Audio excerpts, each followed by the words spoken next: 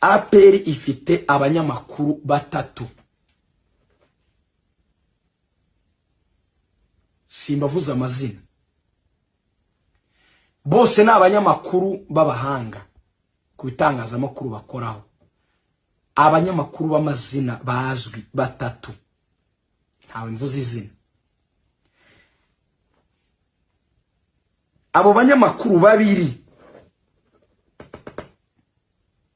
bari mu cyo bita management ya APR muri Recruitment, ni inshuti cyane zumwe mu bantu ba chairman. Uwo muntu inshuti ya chairman afite akabari mu mujyi wa Kigali,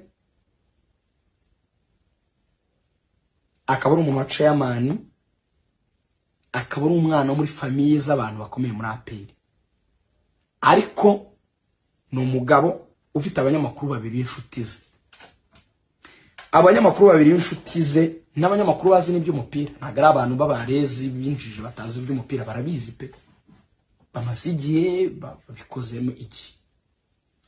Bari mu bantu bari gufasha APR Recruitment. Nta muntu ndi buvuga izina ku mpamvu z'umutekano wabo, hatatazagira umuntu uvuga ngo Rugaju, ngo wamvuze izina, ngo nyangiriza, ngo akazi, ngo neza bafa. Nta zina mvuze. Ubwo mubishakire. Ifite undi munyamakuru udakorana nabo, ukora handi he, nawe yifashishije muri iki gihe cya Recruitment, uri kwifasha mu gushaka abakinnyi. Nawe reka mubishira ibanga, simvuge radio akoraho, gusa akora kuri radio nyine. Nawe ari gufasha APR muri Recruitment.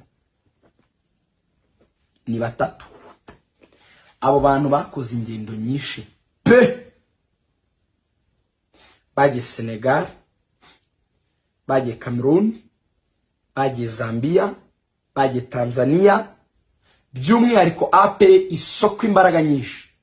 Tanzania byaro kujya kwiga uko abandi babigenje, ko APR ifite ubufatanye n'ikipe ya Young Africans. Ariko APR imbaraga nyinshi ni muri West Africa. Arama mnabwenda wa mugane w'akazungu ngo zijyanirane.